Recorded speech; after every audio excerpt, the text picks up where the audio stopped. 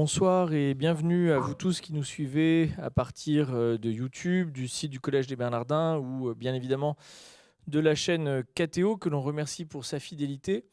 Vous aussi soyez remerciés pour votre fidélité au cycle de l'Observatoire de la modernité sur le libéralisme politique.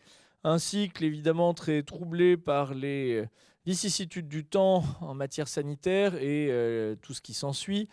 Et donc, une fois encore, pour la dernière fois de l'année, hélas, nous sommes à distance et nous devrons donc nous saluer, non sans quelques regrets, bien évidemment, à distance, comme nous avons mené, eh bien, en fait, ces derniers mois. Pour clore ce cycle qui embrassait assez large sur la question du libéralisme politique, de ses grands atouts et des dangers inhérents à cette forme de gouvernement, eh bien, nous avons choisi de revenir aux fondamentaux, aux grands fondamentaux, et de revenir donc à Tocqueville.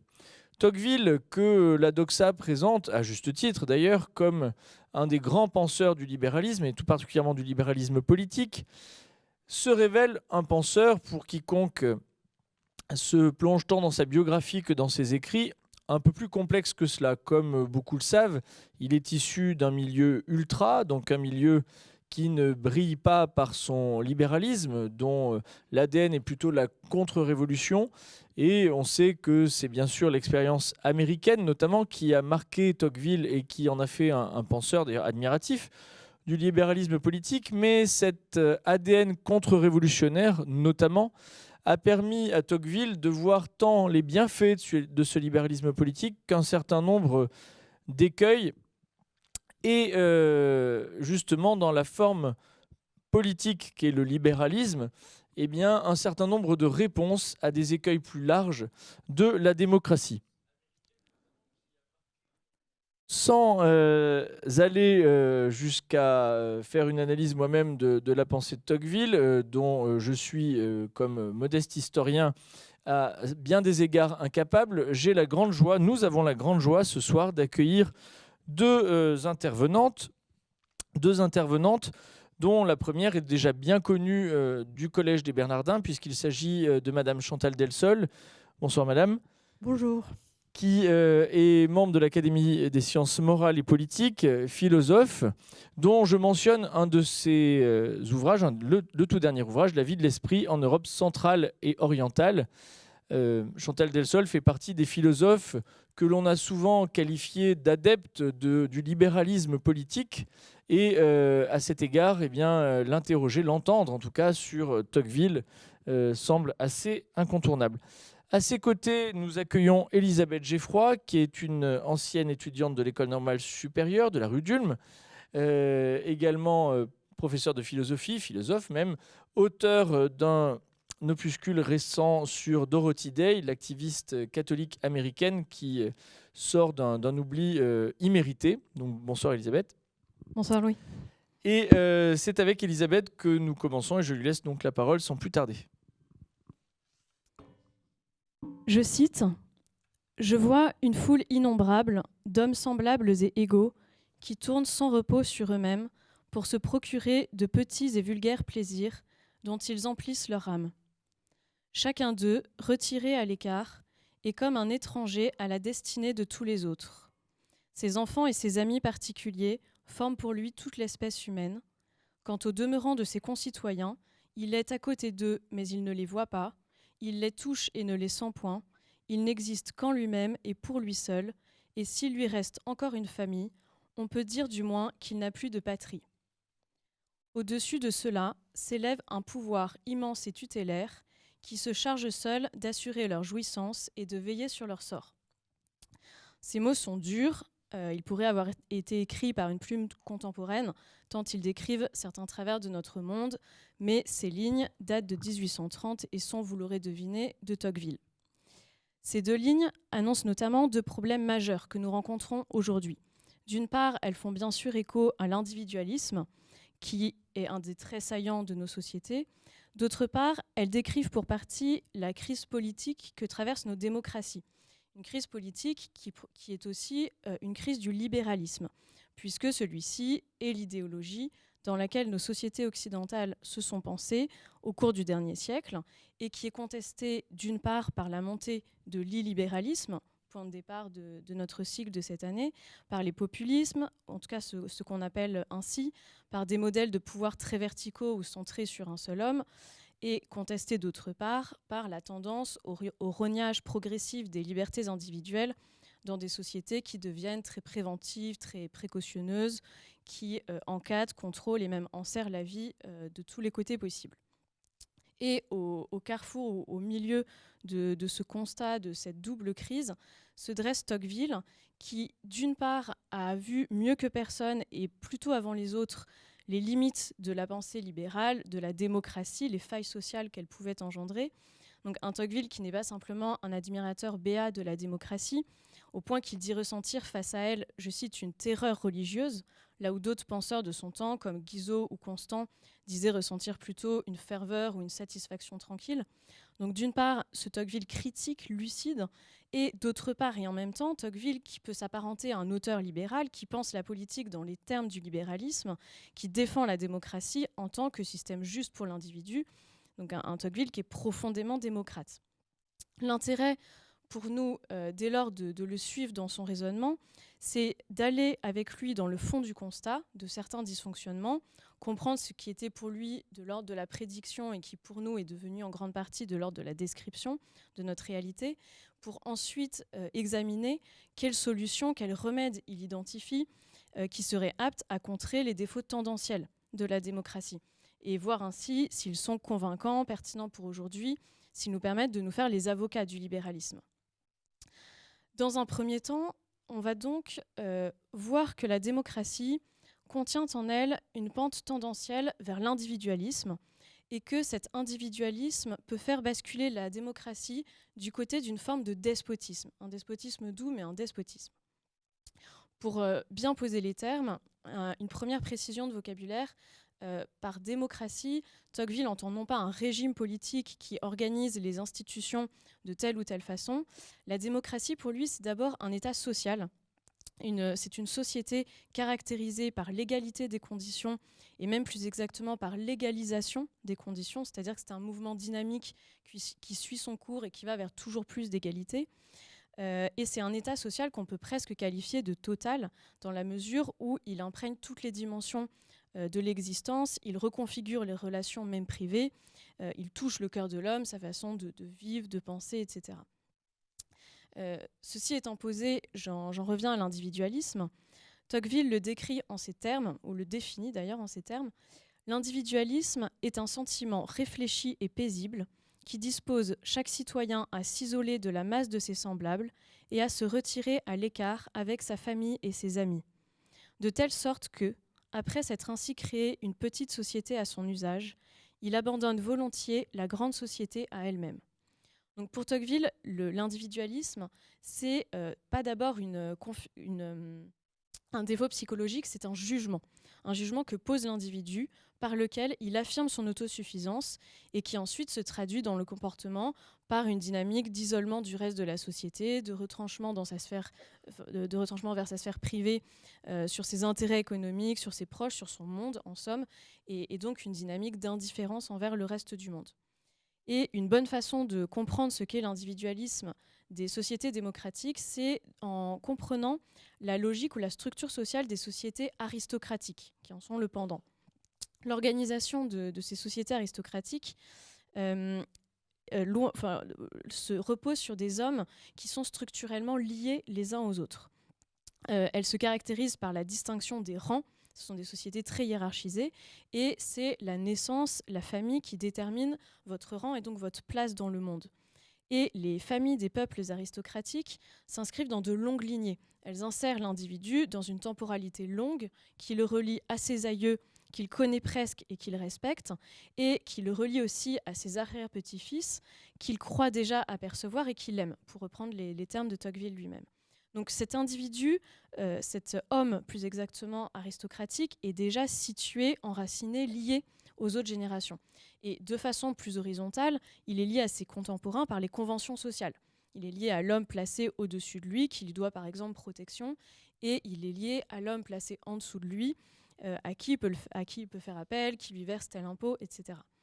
Donc cet homme aristocratique est un maillon pris dans une chaîne qui le dépasse et l'inclut à la fois, ce qui fait qu'il se sent proche des autres membres de la société, et cette proximité l'incite et l'éduque à s'oublier soi-même, à faire passer l'autre avant lui-même. Tocqueville écrit « L'aristocratie avait fait de tous les citoyens une longue chaîne qui remontait du paysan au roi. La démocratie brise la chaîne et met chaque anneau à part. » Donc la démocratie, elle, fonctionne de façon horizontale. Elle a abaissé les distinctions et rendu tout le monde égal et semblable, sans plus aucun lien. L'autre n'est plus un particulier auquel je suis lié, mais un semblable abstrait et, à ce titre, peu susceptible de susciter mon engagement ou mon sacrifice. Et dès lors, on voit bien que cet individualisme ne peut faire que du mal à la politique. La communauté politique, le peuple, ce sont des réalités politiques parce qu'elles forment un tout. Elles ont un principe d'unité, ce ne sont pas de simples masses, des foules éparses sur le modèle du 1 + 1 + 1. Or ici, chaque citoyen devenant une forme d'électron autonome, il y a une dislocation sociale. Et par cette dislocation sociale, l'individualisme fait le lit du despotisme. Il prépare son avènement. Tocqueville crée le concept, une sorte de monstre conceptuel, c'est-à-dire de concept qui devrait être oxymorique de despotisme démocratique. Et il a besoin de créer ce concept nouveau pour décrire le devenir tendanciel des sociétés démocratiques individualistes. Alors concrètement, comment se présente ce despotisme ? Il est lié, on vient de le dire, à l'indifférence des individus pour la grande société, et donc à l'indifférence pour la chose publique. Or, la nature ayant horreur du vide, si les citoyens se désintéressent peu à peu de la politique et désertent ce terrain, quelqu'un l'occupera pour eux, et ce quelqu'un ou ce quelque chose, c'est l'État central. Donc on se retrouve avec un schéma où on a plein d'individus épars, et juste au-dessus d'eux, un État. L'État se met alors à prendre de plus en plus de place. Il devient ce pouvoir immense et tutélaire que l'on mentionnait dans la citation inaugurale, qui cherche à fixer les hommes irrévocablement dans l'enfance, à les rendre dépendants de lui. Il essaye de tout gérer pour eux. Je cite à nouveau Tocqueville. « Il aime que les citoyens se réjouissent pourvu qu'ils ne songent qu'à se réjouir. Il travaille volontiers à leur bonheur, mais il veut en être l'unique agent et le seul arbitre. Il pourvoit à leur sécurité, prévoit et assure leurs besoins, facilite leurs plaisirs, conduit leurs principales affaires, dirige leur industrie, règle leur succession, divise leurs héritages. Que ne peut-il leur ôter entièrement le trouble de penser et la peine de vivre ?» Donc si on rentre un peu plus en détail ensuite dans la forme que pourrait prendre ce type de pouvoir, Tocqueville explique que ce pouvoir despotique de l'État devra être doux. La démocratie transforme les hommes, elle adoucit les mœurs, et notamment elle va faire jouer, ou elle va permettre à un certain ressort de jouer à plein, c'est le ressort de la pitié. La pitié joue sur l'identification à un semblable. Or, en démocratie, chacun est l'égal de l'autre et donc son semblable. Donc le domaine de la pitié s'est considérablement étendu. Et les hommes supportent de plus en plus mal le spectacle de la violence qui soulève justement leur pitié. Donc peut se développer un pouvoir tyrannique qui ravit de plus en plus de liberté réelle, mais à la condition qu'il arrive à rester doux. Autre point que développe Tocqueville, cet État central devra préserver les apparences de la liberté, explique-t-il. C'est le rôle notamment de l'exercice du vote toutes les X années, qui peut rester formel, parce que si les hommes ont perdu l'habitude d'exercer leur libre arbitre dans les choses du quotidien, dans la conduite de leur vie, de leurs affaires, ils ne sauront pas tout d'un coup en faire usage, spécialement pour la vie publique lors des élections. Je cite à nouveau Tocqueville dans une citation qui, vous allez le voir, est assez dure. « Il est en effet difficile de concevoir comment des hommes qui ont entièrement renoncé à l'habitude de se diriger eux-mêmes pourraient réussir à bien choisir ceux qui doivent les conduire. Et l'on ne fera point croire qu'un gouvernement libéral, énergique et sage puisse jamais sortir des suffrages d'un peuple de serviteurs. » Autre caractéristique de ce pouvoir, l'État sera presque, en tout cas, assuré de se maintenir au pouvoir tant qu'il assure le confort matériel des citoyens. Alors pourquoi ? Parce que dans les sociétés démocratiques, les hommes refusent de subir une influence. Ils sont tous semblables et égaux, capables de se gouverner selon les lumières de leurs propres raisons. Donc que pourrait m'apporter l'autre que je ne puisse déjà savoir par moi-même, que je ne puisse déjà m'apporter à moi-même? Et en refusant ce principe même d'une sorte d'aristocratie de l'esprit, en refusant de reconnaître des supériorités intellectuelles ou morales, ils ne peuvent pas réellement embrasser un idéal de vie reçu d'un autre ou une vision du monde construite par un autre qu'eux. Et le domaine des idées, de la pensée qu'ils devraient donc reconstruire pour eux-mêmes de toutes pièces, devient un monde flou, incertain. Et par contraste, le monde matériel, lui, apparaît comme stable, certain, rassurant. Donc les hommes se réfugient dans la passion du bien-être corporel et des biens matériels. Et donc tant que l'État assure ce confort et ces jouissances matérielles, il satisfait suffisamment les individus démocratiques pour ne pas soulever leur révolte. Donc in fine, on voit que dans ce type de société, l'égalité finit par l'emporter sur la liberté. L'égalité, dit Tocqueville, apporte à tous une multitude de petites jouissances. La liberté, elle apporte à certains seulement de sublimes plaisirs, mais de temps en temps et au prix d'efforts de sacrifice. En outre, la liberté, elle, tend à s'échapper sitôt qu'on ne la retient pas, ce qui n'est pas le cas de l'égalité. Donc quand le premier article de la Déclaration des droits de l'homme et du citoyen dit « Les hommes naissent et demeurent libres et égaux en droit », l'égalité et la liberté sont mises sur le même plan, mais en réalité, empiriquement, dans la dynamique démocratique, l'une tend à l'emporter sur l'autre. Donc l'égalité qui est bien sûr une chose juste, une bonne chose, qui est fondée sur la nature humaine que les hommes ont en partage, sur leur égale dignité humaine, se paie au prix fort de ces possibles dérives sociales et politiques. Une fois ce tableau dressé, on peut essayer ensuite de comprendre les causes, les prémices philosophiques. D'où vient que la démocratie est tendanciellement individualiste. Ici, je vais essayer de retracer très rapidement et à grands traits de grandes directions qu'a pu prendre la philosophie politique dans l'histoire des idées. La première pas chronologiquement, hein, mais la première ici dans cet exposé, le courant libéral qui est centré sur la notion d'individu, et la seconde, la tradition aristotélicienne, qui, elle, est centrée sur le concept d'animal politique. Concernant le courant libéral, Tocqueville dit explicitement que l'individualisme naît de l'égalité. Et plus fondamentalement, en fait, il naît d'une anthropologie qui prend pour point de départ le concept d'individu. L'individu, c'est l'unité de base des sociétés démocratiques. L'individu, c'est un terme qui renvoie à un être qui, parce qu'il est homme, est titulaire de droits, dont on peut dresser la liste, des droits qui lui sont attachés indépendamment de sa fonction sociale et qui font de lui l'égal de tous les autres hommes. Et c'est donc cette prémisse qui fait de Tocqueville un penseur libéral. Concrètement, dans cette vision-là, l'homme est avant tout un être libre, indépendant, isolé, maître de lui-même, dont on saisit les traits principaux grâce à l'artifice de l'état de nature, et c'est un être pour qui autrui est au mieux neutralisé, au pire un rival ou même une menace.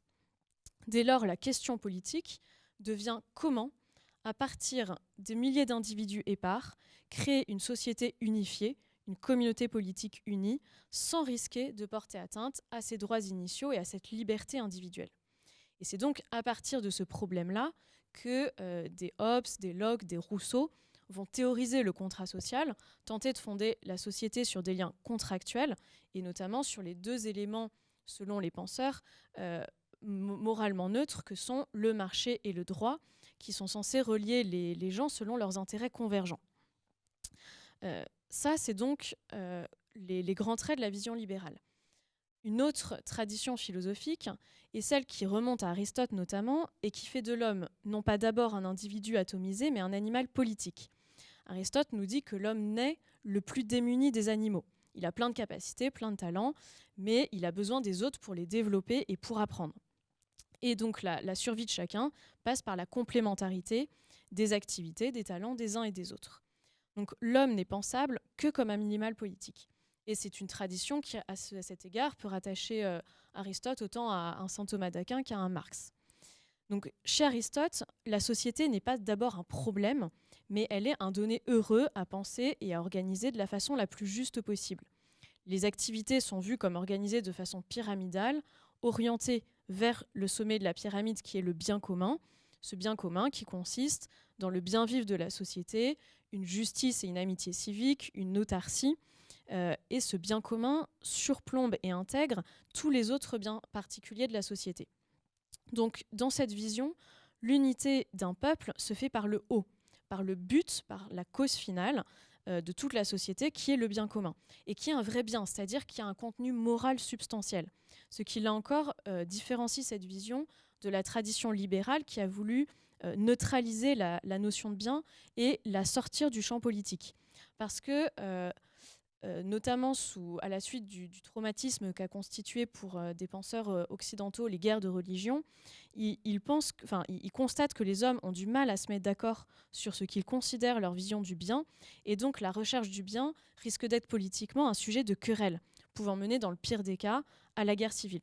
D'où leur idée de fonder la politique sur des liens contractuels et sur un ensemble de procédures, et non sur la recherche d'un bien commun. Pour finir sur la vision antique d'Aristote, faire un petit sort à la notion de liberté, qu'on va récupérer un peu plus loin avec Tocqueville. La liberté n'est pas un droit individuel possédé par naissance pour Aristote, c'est le fruit d'une éducation, d'une conquête. Et elle n'a de réalité que dans l'espace public. Pourquoi ? Parce que la liberté doit devenir un fait démontrable. Elle peut et doit continuer, on pourrait rajouter, à habiter le cœur des hommes et avoir une réalité intérieure, mais elle doit surtout s'extérioriser, se montrer, prouver son existence. Donc la liberté antique, elle est de pair avec l'existence d'un espace public dans lequel on pouvait rencontrer d'autres hommes qui sont nos pairs, nos égaux, et ainsi donner devant eux une réalité à notre liberté grâce à la parole et à l'action, qui sont le propre des hommes libres. Les Grecs avaient la conviction que ces deux facultés de la parole et de l'action formaient un tout et étaient les choses les plus nobles chez l'homme. Et quand Homère veut donner une épithète à son héros Achille, il le qualifie de, je cite, « faiseur de grandes actions et diseur de grandes paroles ». Donc cette liberté antique requiert un monde politiquement organisé où chacun des hommes libres peut s'insérer par la parole et par l'action, un monde politique qui devient donc une scène pour la parole et pour l'action des hommes et qui fournit les conditions de possibilité de la liberté. Donc il y a une coïncidence entre le déploiement de la liberté et l'espace du politique, contre la vision libérale qui, elle, nous incline plutôt à croire que la liberté commence là où la politique finit, et que la liberté, c'est celle qu'on nous laisse pour exercer nos activités non politiques, donc économiques, privées, religieuses, éducatives, etc. Arrivé ici, on a vu donc que Tocqueville a discerné la pente possiblement individualiste et despotique de la démocratie, et il l'a expliqué en remontant à l'égalité souveraine qui caractérise l'élément de base des sociétés démocratiques, à savoir l'individu, et qui accouche d'une certaine vision de la politique, qui est apolitique ou antipolitique dans la mesure où c'est une liberté d'individu et pas de citoyen. Si bien que dans un troisième temps, il nous reste à identifier quels éléments Tocqueville a identifiés comme pouvant contrer cette pente et sauver en quelque sorte la démocratie d'elle-même. Il est possible pour Tocqueville de passer en quelque sorte de l'instinct de la démocratie à l'intelligence de la démocratie, pour reprendre une distinction de Pierre Manant, en la modérant, en faisant jouer l'art politique. Concrètement, le levier à utiliser, c'est l'exercice de la liberté politique via l'engagement. Concrètement, cet engagement se fait dans ce que Tocqueville appelle les associations, qui est un terme plus large que son acception ordinaire actuelle, et qui inclut tout ce par quoi les individus mettent en commun leur argent, leur temps, leur passion, pour réaliser tel ou tel objet de leur vœu. Donc il s'agit d'abord des associations politiques, qui pour Tocqueville jouent un rôle d'école, et ensuite des associations civiles, entreprises, syndicats, associations, communautés religieuses. Je vous cite une dernière fois Tocqueville. Il écrit « Les sentiments et les idées se renouvellent, le cœur ne s'agrandit et l'esprit humain ne se développe que par l'action réciproque des hommes les uns sur les autres. Cette action est presque nulle dans les pays démocratiques. Il faut donc l'y créer artificiellement. Et c'est ce que les associations seules peuvent faire. » Donc l'idée pour Tocqueville, c'est de multiplier les occasions d'agir ensemble pour que les individus se rendent compte qu'ils vivent en société, qu'ils ont besoin des uns des autres, qu'ils sont interdépendants et qu'ils voient que c'est là leur intérêt bien compris. Je sacrifie du temps, de l'argent, de l'énergie, mais au fond j'y gagne et tout le monde y gagne au passage.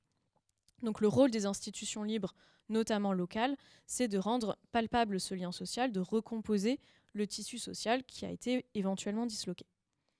Et ce faisant, les citoyens peuvent modérer la démocratie, c'est-à-dire en fait lutter contre ces défauts tendanciels.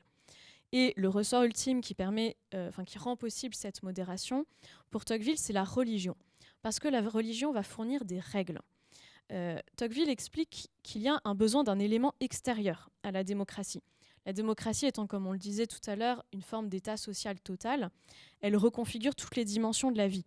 Donc on ne peut la dompter elle-même, plutôt la dompter contre elle-même, qu'en faisant appel à des événements qui lui sont extérieurs, c'est-à-dire qu'elle n'a pas encore touché et apprivoisé et fait rentrer totalement dans son paradigme. Et ce quelque chose d'extérieur, c'est la religion. Pourquoi ? Parce que, outre ses vertus associatives, une religion fédère une communauté de croyants, on le voit bien aujourd'hui, et outre sa propension heureuse à lutter contre la passion du bien-être matériel qui guette la démocratie, puisque la religion tourne les regards vers des idéaux, vers des réalités spirituelles, vers Dieu, la religion, en outre, assoit une morale. Et cette morale permet de prévenir les deux mauvais usages possibles de la liberté, l'usage par excès, je me crois tout permis, et contre cela, la religion donne une morale qui donne elle-même des limites, et un usage par défaut de la liberté, c'est le fait de trouver cette liberté intimidante et donc de se laisser paralyser par elle.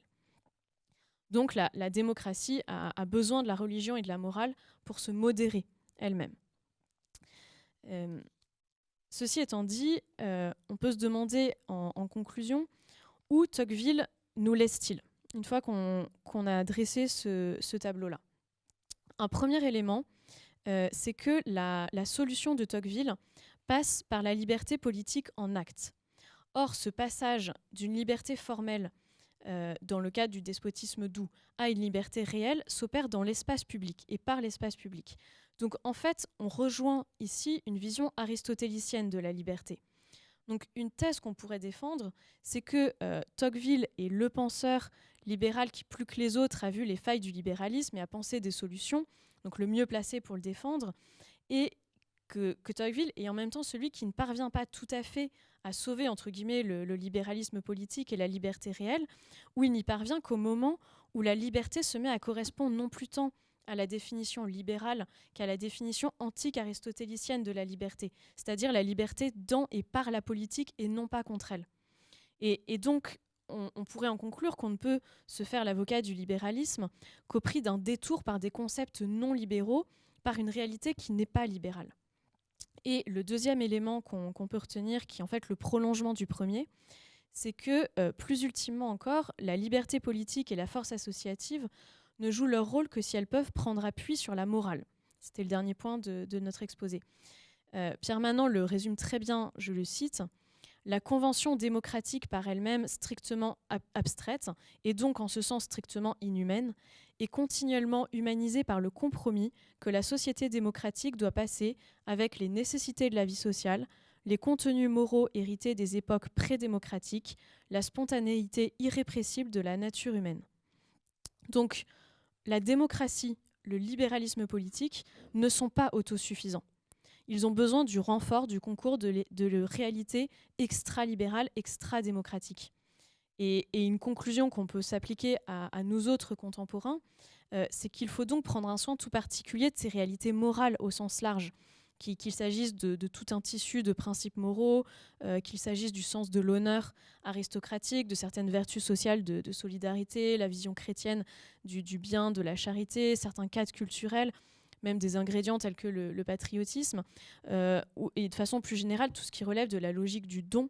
Mais il faut en prendre un soin tout particulier parce que ce sont elles qui, en modérant la démocratie, nous permettent de continuer à l'aimer, à la souhaiter ardemment et à la préférer à tout autre système.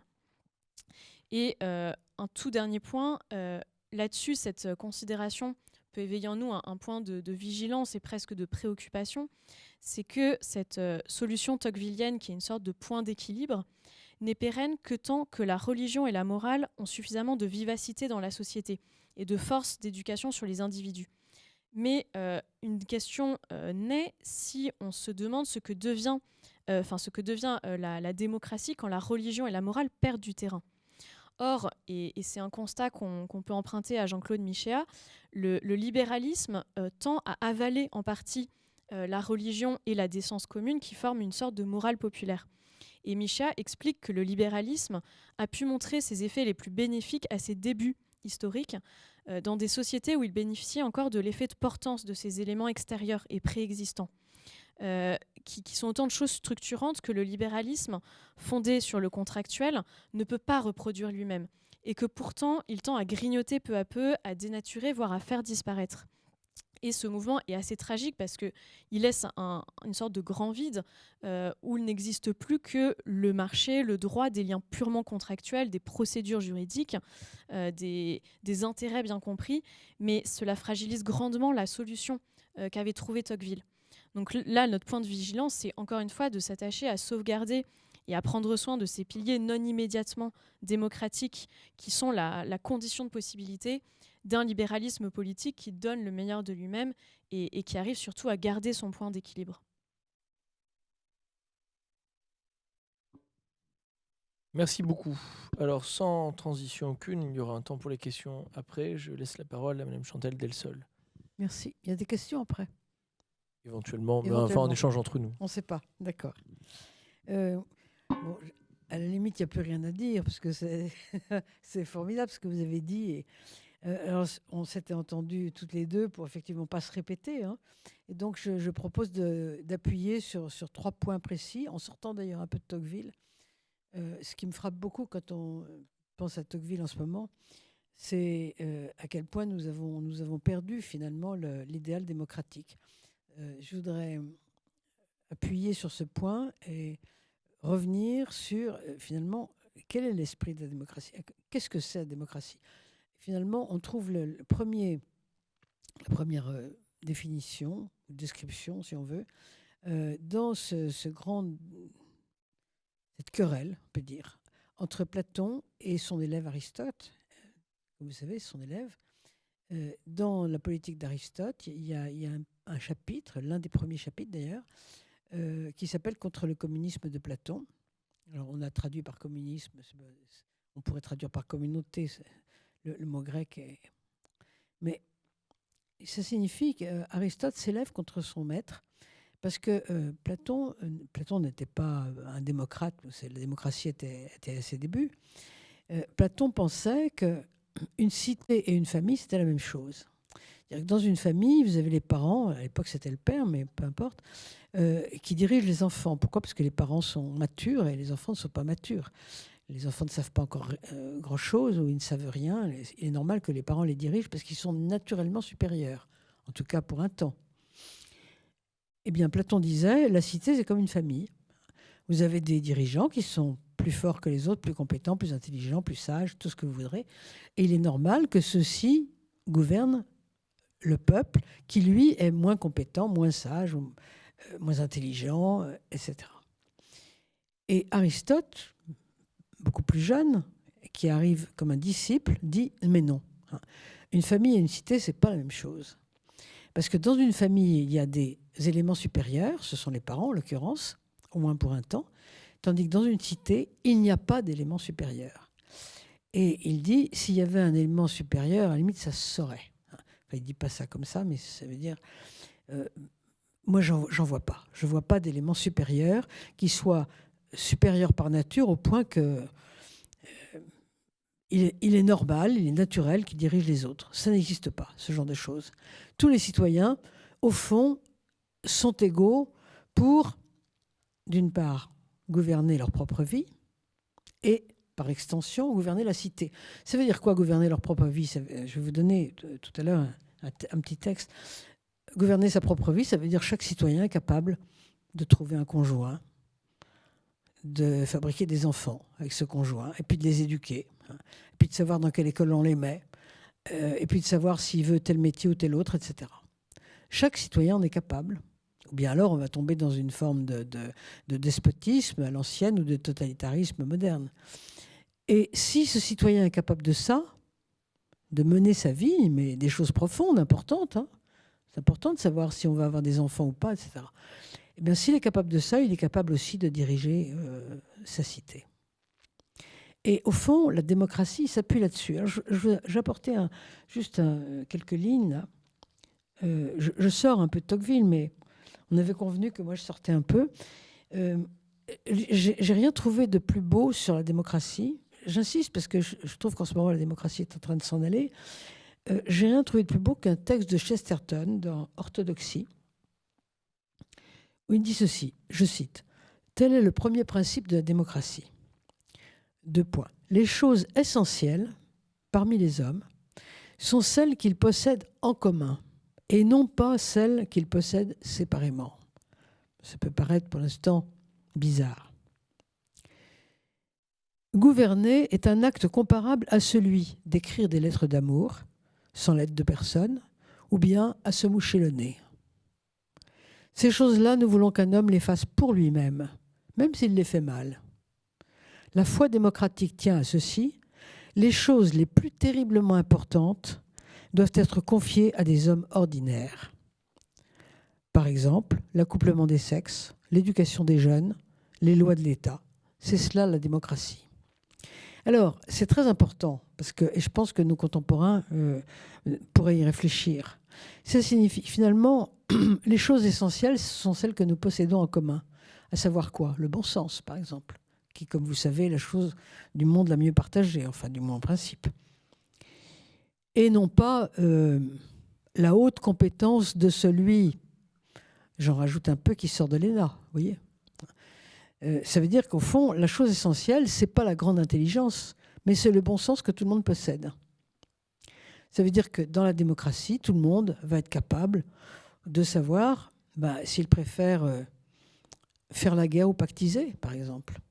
Et comme vous le savez, dans l'histoire, on se rend bien compte que lorsqu'il y a eu des énormes fautes qui ont été commises, on peut le savoir après ça.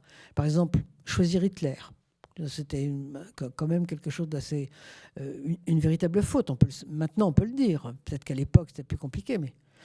Est-ce que vous imaginez que, bien sûr, le peuple a choisi Hitler, comme on sait, il a voté. Mais est-ce que vous pensez que les élites, les gens très intelligents, les Heidegger et autres, ont dit « Ah non, non, jamais ça, pas du tout ». Ils se sont trompés comme les autres. D'ailleurs, il n'y a pas de quoi leur en vouloir. Des gens comme Carl Schmitt ou Heidegger se sont trompés comme le peuple. Il n'y a pas de raison de penser que devant des décisions importantes, voire parfois des décisions tragiques, pas de raison de penser que le peuple choisisse moins bien que ses élites. Pourquoi ? Parce que la grande intelligence de l'élite, toute sa grande culture, ne sont pas des motifs suffisants pour faire des bons choix, pour savoir s'il faut faire la guerre ou pactiser, s'il faut choisir Hitler ou en choisir un autre. Voyez.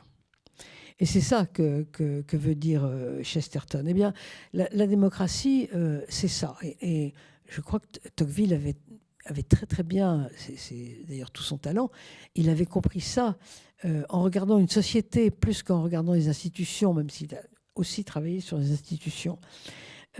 C'est très important parce qu'aujourd'hui, on est en train de commencer à penser, et d'ailleurs ça commence avec les institutions européennes que vous connaissez, et puis ça continue en France aussi, de commencer à penser que si on a fait des grandes études, qu'on est très intelligent et très cultivé, on est meilleur pour gouverner. Il faut donner le pouvoir aux sachants, dit-on, etc. Or, la démocratie, c'est pas ça. Hein. C'est pas ça du tout. Alors, je voulais préciser ce point-là, et puis 2 autres points.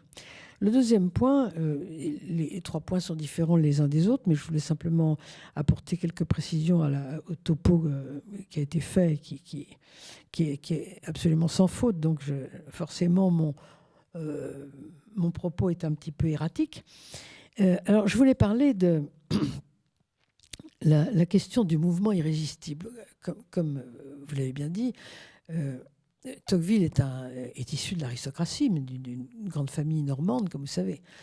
Et au fond, il est complètement imprégné de cette culture aristocratique. Il est un jeune aristocrate. C'est tout à fait typique. Mais je ne suis pas sûre en fait qu'il soit démocrate. Je ne sais pas si, au fond de lui-même, je ne sais pas exactement ce qu'il pense, mais ce qui est extraordinaire, c'est qu'il a le sentiment d'avoir devant lui un destin. Vous avez tout à l'heure cité le début de cette phrase que j'ai apportée aussi, que je trouve tout à fait intéressante, qui est dans son introduction. Mon crayon qui est en train de se casser la figure, mais c'est pas grave, j'en ai pas besoin.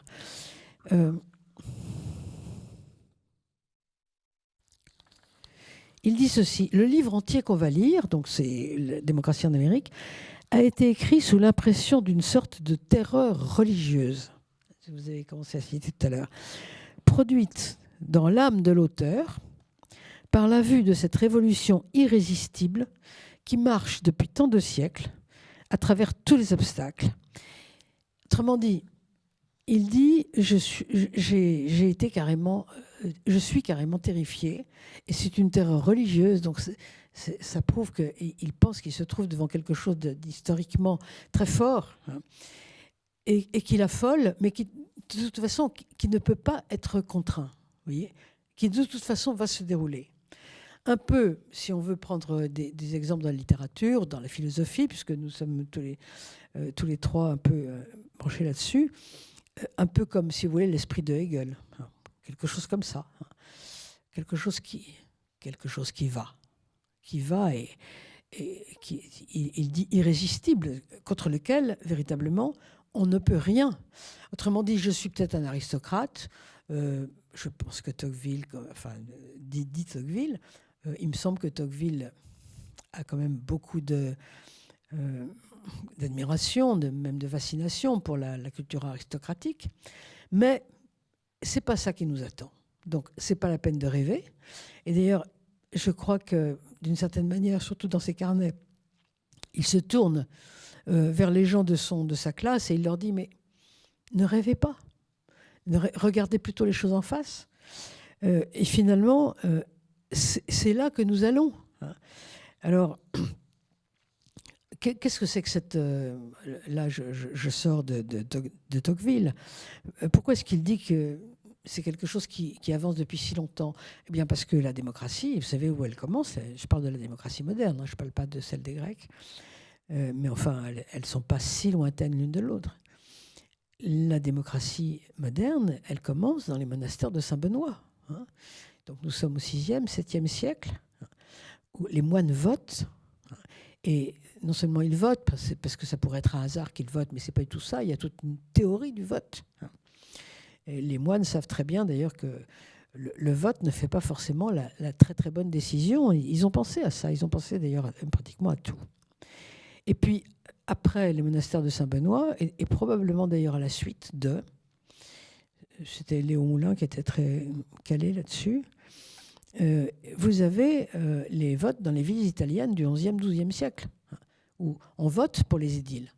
Et puis ensuite, juste après, il y a un lien aussi entre les deux, vous avez la Grande Charte de 1215 en Angleterre. Donc la démocratie, c'est quelque chose de très ancien en Occident. Moi, je pense que c'est quelque chose qui vient directement de l'Évangile. L'égalité qui est donnée dans l'Évangile, il n'y a ni juif, ni non-juif, ni homme, ni femme, ni esclave, ni homme libre. Ce n'est pas quelque chose qui a réalisé tout de suite. Paul ne va pas faire une révolution, comme vous savez. Il dit à la femme, obéis à ton mari, et il dit à l'esclave, obéis à ton maître. Donc il ne cherche pas à faire des révolutions. Mais c'est une promesse. C'est une promesse, c'est la promesse évangélique qui est vouée à se concrétiser dans l'histoire. C'est en tout cas comme ça que je vois les choses. Et ce mouvement est irrésistible parce que c'est une promesse, c'est une belle promesse que l'Occident tente de réaliser dans l'histoire avec évidemment beaucoup de difficultés et d'erreurs. La preuve d'ailleurs, c'est que vous ne trouvez pas ça ailleurs. Hein. Il faut bien que ça vienne de quelque chose de culturel. C'est pour ça que je pense que ça vient de l'Évangile directement. Vous ne voyez pas un mouvement irrésistible vers la démocratie dans n'importe quel autre continent ou culture. Alors, je voudrais préciser encore juste un autre point. Ah oui, alors je voudrais quand même dire à propos de la religion, il y a une chose que je trouve un peu désagréable chez Tocqueville à propos de la religion, c'est que au fond, je pense que Tocqueville est machiavélique. Enfin, c'est au moins un machiavélien. Machiavélique, c'est un mot qui est très fort, ça veut dire cynique. Je ne dis pas qu'il est cynique, c'est un machiavélien. Et la religion, au fond, pour lui, c'est quelque chose d'utile. Je dis ça parce qu'à un certain moment, il va jusqu'à dire que cette religion est utile si elle reste entre les mains de l'élite. Hein, vous voyez ce passage. Autrement dit, il faut que le peuple croie vraiment en lui.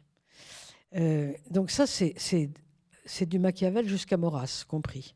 Hein. C'est Maurras, un siècle après Tocqueville, qui dit, au fond, la religion, la foi religieuse, c'est super pour les trois catégories, qui sont les catégories d'imbéciles, c'est-à-dire les idiots, les enfants et les femmes. Il faut que ceux-là croient, mais l'élite, elle ne croit pas. Elle sait très bien que il faut pratiquer, mais pas croire. Ça, c'est une sottise de croire. Mais la religion est utile pour le peuple. Elle est utile pour, justement, ne pas être obligé constamment d'ériger des lois qui vous empêchent, voyez, de faire le mal. Alors, il y a ça chez Tocqueville. Moi, je voulais juste le remarquer. Je sais pas ce que vous en pensez. Ça peut provoquer un débat, peut-être. Et le troisième point, juste sur lequel je voulais insister juste un tout petit peu, c'est ce paradoxe dont vous parliez. Et Louis Manarange nous avait dit que ce serait intéressant, effectivement, de parler de ce paradoxe. La démocratie a besoin de la religion, mais au fond, elle la détruit. Au fur et à mesure qu'elle avance, elle la détruit, hein, parce qu'elle est matérialiste, comme vous l'avez bien dit. Donc, elle utilise un capital ancien qu'elle aspire, qu'elle suce et qu'elle détruit. Alors, la question, c'est, quand ce capital ne sera plus là, qu'est-ce qu'on va devenir ? Alors, bien sûr, la question est là. Je ne prétends pas, évidemment, la résoudre, mais je voudrais juste insister sur le fait que ce paradoxe, que les Allemands appellent le paradoxe de Böckenford, Böckenford, c'est un professeur de droit constitutionnel qui travaillait sur les relations entre le politique et le religieux.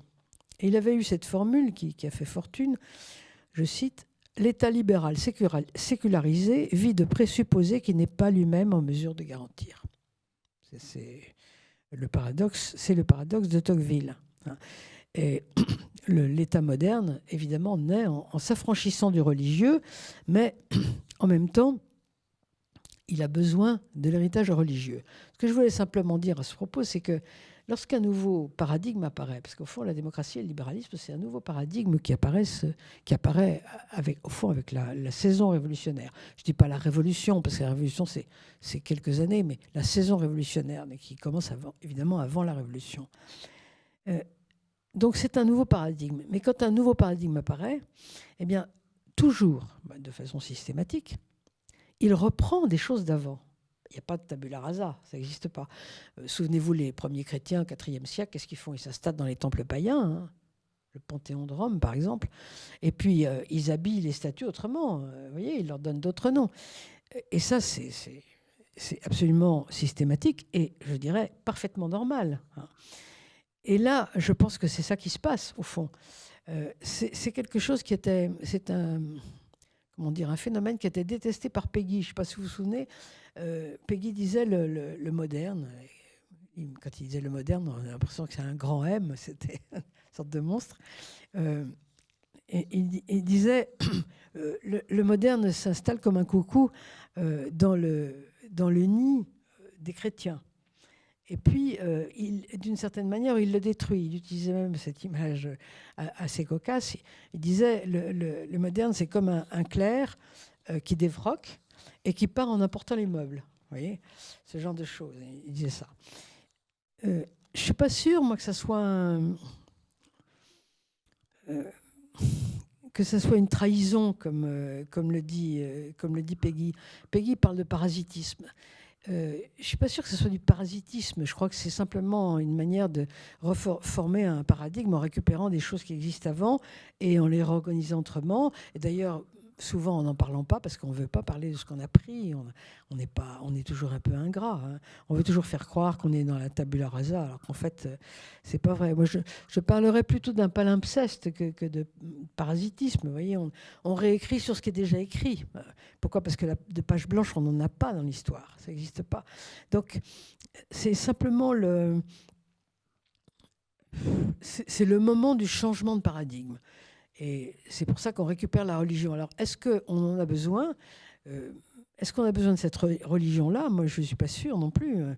On pourra très bien, et c'est ce qu'on d'ailleurs on est en train de faire, récupérer quelques sagesses asiatiques, reprendre des vieilles sagesses épicuriennes, c'est ce que certains sont en train de faire, et puis peut-être que ça pourrait nous suffire. Vous voyez, donc disons que je serais moins dur là, à ce sujet. Je n'ai pas d'introduction, de conclusion, parce que c'était simplement quelques points. Je redonne la parole à Louis, en vous remerciant. Merci beaucoup. En écoutant ces derniers points, je repensais à une intervention du cardinal Ratzinger qui, je crois que c'est au moment du débat sur les fameuses racines chrétiennes de l'Europe, avait... alors il y avait un petit côté maximaliste, on aurait pu croire que c'était une provocation, mais avait évoqué la possibilité, au contraire, d'y mettre Dieu, et non pas des racines chrétiennes. Et d'ailleurs, c'est le cas de la Constitution allemande, aussi bien d'ailleurs de la Constitution allemande, anglaise, mais bon, on est dans un droit oral qui est un peu différent par sa coutume, mais la Constitution allemande qui est quand même très moderne, puisqu'elle est consécutive à la Seconde Guerre mondiale et au grand effondrement, en un sens déjà un peu démocratique. Justement, les Allemands qui sont très lucides vis-à-vis de ce paradoxe que vous avez évoqué d'un État moderne qui a besoin de fondations qu'il ne peut assurer lui-même, eh bien, commence par Dieu. Et alors c'est encore plus explicite dans la constitution de la Bavière, pour le coup, qui a une constitution à part, de ces étonnements que peut susciter le fédéralisme, et qui considère que c'est l'oubli de Dieu qui a été la cause notamment du totalitarisme. Mais effectivement, c'est assez parlant et c'est assez éclairant. Je trouve cette idée de Dieu qu'on retrouve beaucoup aussi finalement dans la pratique américaine du politique, où Dieu, qui serait bien difficile de définir, hein, c'est ce Dieu des présidents américains qui omniprésent dans les discours, est pensé comme à la fois le commencement et le terme, d'ailleurs, aussi bien de la vie politique que de tout discours politique. Hein. Il apparaît dans les commencements et systématiquement, du moins, au terme. Mais juste une remarque et une question. Est-ce qu'on peut imaginer que dès lors qu'une société est suffisamment démocratique et que la démocratie devient la norme de sa réflexion morale, en fait, la norme de sa forma mentis, pourrait-on dire, eh bien, est-ce qu'on peut imaginer que la démocratie crée elle-même, cette fois-ci, des fondations, une morale, une forme de religion, et ça me fait un peu penser à ce que dit Pierre Manant sur la religion de l'individu qui a des droits et qui doit en avoir davantage, et c'est peut-être un deuxième paradoxe, mais je voudrais vous écouter là-dessus. Une fois justement que cette doxa se met bien en place, en réalité, la démocratie comme exercice politique devient difficile. C'est-à-dire que lorsqu'on avait des sociétés avec un ensemble de normes sociales extrinsèques à la démocratie était à la fois appuyée sur ces normes et proposer un à côté, sinon un dépassement. À l'inverse, dès lors que la morale, la manière de penser est fondamentalement et très viscéralement démocratique, où on ne suppose rien de reçu, où on se refuse à être héritier, pour mentionner un philosophe et député européen, où on refuse l'apport des religions, etc., pour aller jusqu'à, pour dire des gros mots, l'idéologie woke. Alors, à ce moment-là, en fait, on est obligé de basculer politiquement dans une forme d'affirmation autoritaire pour sauver justement cette morale démocratique. Et ce qu'on constate, c'est que beaucoup d'individus de notre époque sont prêts à faire un certain nombre de concessions à des modes de gouvernement plus autoritaires dès lors qu'est sauvé l'individu démocratique. Finalement, alors on pourrait dire oui, mais c'est la liberté des anciens, la liberté des modernes et rien d'autre, mais je me demande s'il n'y a pas un paradoxe un peu plus tocquevillien, c'est-à-dire finalement une forme de manière de phagocyter en fait les valeurs démocratiques qui, dès lors, aboutissent à une forme de demande d'autorité pour l'individu démocratique. Je ne sais pas si je me fais bien comprendre. Ah, celle qui veut. Allez-y. Ta question, Louis, c'est... Je me permets, pour pas répondre à côté. Micro au cas où. C'est... Enfin, juste pour me rendre compte de quoi tu parles, le gouvernement, enfin en tout cas la dérive autoritaire à laquelle les individus accepteraient de souscrire pour sauver leurs droits et leur petit périmètre de droits, tu penses à quoi concrètement en termes de réalisation actuelle ? Eh bien, je pense, par exemple, aujourd'hui à un certain nombre de restrictions dans l'ordre de la liberté d'expression, Ah oui, d'accord. un certain nombre de restrictions aussi, pourrait-on dire, dans l'ordre sanitaire, mais là, on irait sur un terrain extrêmement dangereux vers lequel je ne veux pas aller. Un certain nombre d'atteintes tant à la liberté d'expression, en fait, que même parfois à une certaine liberté de pensée, parce qu'on doit absolument sauver l'individualisme. En tout cas, moi je pense que oui, j'irai dans ton sens, ou plus exactement, je pense que Tocqueville va dans ton sens et que ce que tu dis est déjà contenu dans Tocqueville. Il parle beaucoup du conformisme social. Typiquement, si on prend la question de la liberté d'expression, Tocqueville explique que donc, dans cette démocratie qui se caractérise par l'égalité et cette espèce de passion ardente pour une égalité toujours plus réalisée, toute influence devient intolérable. Donc l'influence de l'esprit, on le disait tout à l'heure, le devient aussi. Et chacun doit recréer sa vérité, ou en tout cas essayer de comprendre le monde à partir de lui-même seulement. Et Tocqueville explique que ça met un frein et un obstacle presque incontournable à la notion de discussion démocratique ou à un vrai débat, une vraie discussion politique. Et puisque les points de vue ne peuvent plus vraiment s'échanger, on ne peut plus se laisser, les pensées ne se rencontrent plus, parce que si elles sont échangées, de toute façon, on ne peut pas se laisser influencer par l'autre. Et en fait, le seul type d'influence intellectuelle qu'accepte l'individu démocratique, c'est le conformisme social, c'est l'opinion commune. Il y a des chapitres dans lesquels Tocqueville explique ça. Et en fait, Tocqueville en vient à dire ces sociétés-là vont censurer beaucoup plus efficacement que n'importe quelle société monarchique ou aristocratique avec une censure instituée. Parce que cette opinion commune va s'alimenter, tout le monde se met à penser un peu pareil, et donc la pensée dissidente, pour employer des grands mots, sera encore plus insupportable en fait. Donc ce mécanisme, on voit là encore toujours cette même chose qui est l'égalité à l'œuvre, avec tout ce qu'elle charrie de bon et à côté tout son lot de malheurs, mais pour la vie politique, qui finit par rogner la liberté. Et ici, Tocqueville, il va même au-delà de la liberté d'expression, lui dit c'est la liberté de penser en fait qui est atteinte. Donc l'étape encore en amont de cette liberté-là. Donc rien qu'avec l'exemple de la liberté d'expression que tu donnes, on voit comment cette passion de l'égalité, effectivement, finit par aboutir à une situation où c'est la liberté qui est perdante. Donc, en cela, je pense que c'est effectivement un mouvement que Tocqueville décrit lui-même assez bien. Oui. Oui, je veux juste ajouter. Jusqu'à présent, dans notre histoire, et ça a duré très longtemps, nous avons eu une église qui à la fois tenait la religion et la morale. Le fait que ce soit une religion qui apporte une morale, ça date de la religion mosaïque, c'est pas général dans toutes les cultures. Dans toutes les cultures, sauf la nôtre en fait, c'est l'État qui tient la morale.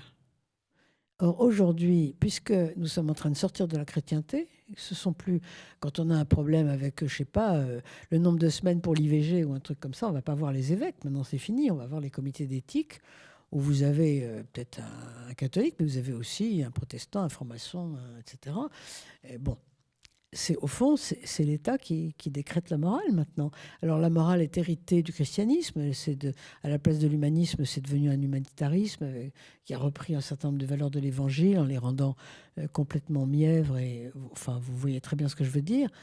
Mais c'est quand même l'État qui tient la morale. La morale, elle est tenue par les présentateurs de télé. Ce sont eux qui ostracisent les gens qui ne sont pas gentils. Donc, c'est un peu ça. Alors,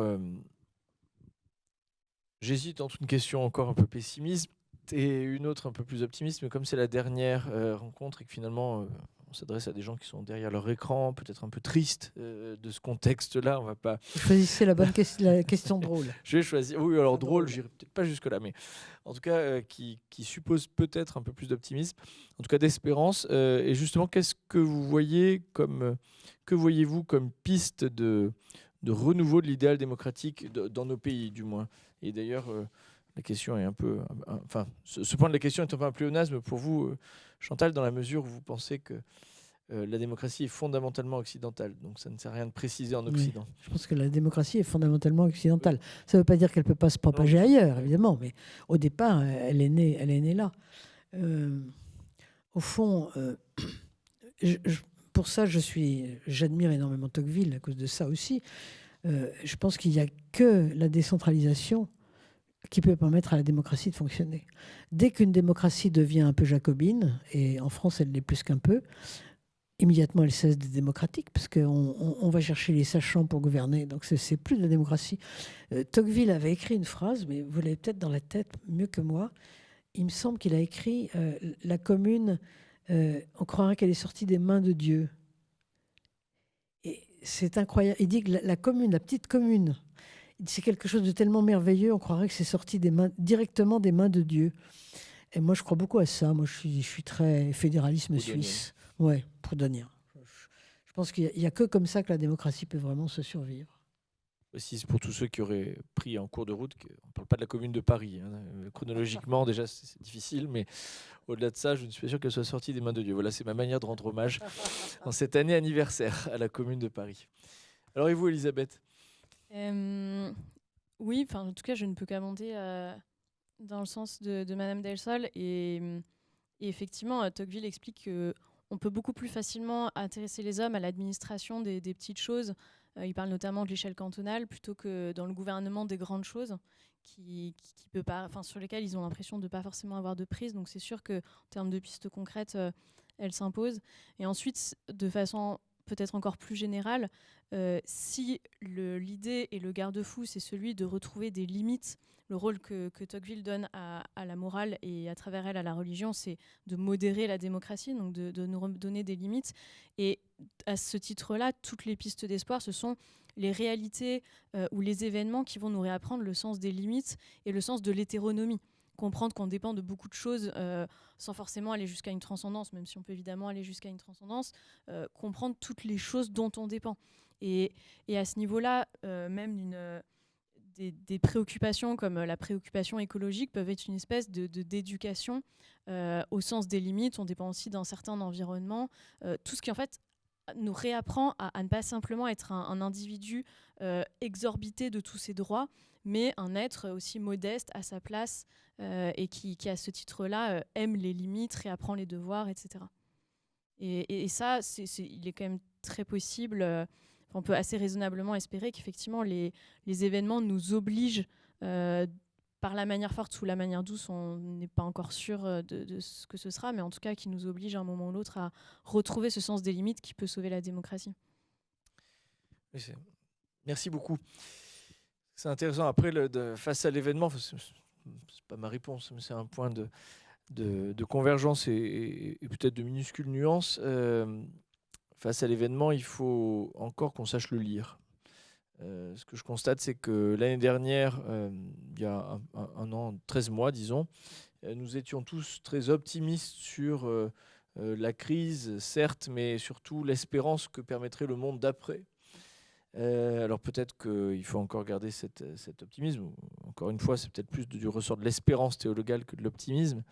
Mais on constate que le sens justement de la limite en termes écologiques, le sens d'un rapport au temps fini, le sens de la cellule familiale et amicale, toutes ces choses qui allaient devoir être redécouvertes, sans parler de sa domus, où on serait à la fois épanoui tout en travaillant à distance, etc. En fait, il y avait quand même des promesses mirifiques de cette crise. Alors peut-être qu'on le disait aussi pour sortir de l'ambiance un peu mortifère des débuts de la crise du Covid, mais aujourd'hui, on se rend compte quand même que ce monde d'après, même si ici au Collège des Bernardins, on continue à réfléchir à cela, et c'est très précieux, ce monde d'après n'est plus tellement présent dans les esprits. Donc j'espère quand même que nos manière de penser l'événement, une manière de réfléchir à l'événement permettent encore cette transformation démocratique. Et alors, vous remerciant très chaleureusement pour cette soirée, très, très chaleureusement et très vivement, parce que pour moi, vraiment, elle a été une manière de parachever ce cycle très bien. J'en profite pour vous dire un petit peu le thème de l'année prochaine, sans complètement le déflorer. Il s'agira de l'Apocalypse. Voilà. Donc c'est à la fois une espérance au sens propre, si on le prend dans le juste sens, et un thème dans les sciences humaines au sens très large, et pas seulement d'ailleurs dans les sciences humaines, qui revient sous des formes diverses et variées. On pourrait parler de la collapsologie qui est très à la mode, qui n'est pas tout à fait la même chose, mais justement on essaiera d'établir des distinctions, et on essaiera de réfléchir justement à ce renouveau de l'idée de terme de la planète, de l'histoire, etc. Voir un peu comment finalement ça réhabite nos mentalités et de faire un petit état des lieux. Bah, merci beaucoup. C'est très bonne idée. Ce parrainage avec joie. Merci en tout cas. Merci à vous deux. Merci infiniment à tous ceux qui nous ont suivis. Merci à Sabine Détry et à Nathalie Moisan qui nous ont accompagnés aussi pendant toute cette année. Et globalement à tous ceux qui travaillent ici au collège et qui ont tenu bon dans la crise. Merci à ceux qui nous suivent et à l'année prochaine si vous le voulez bien.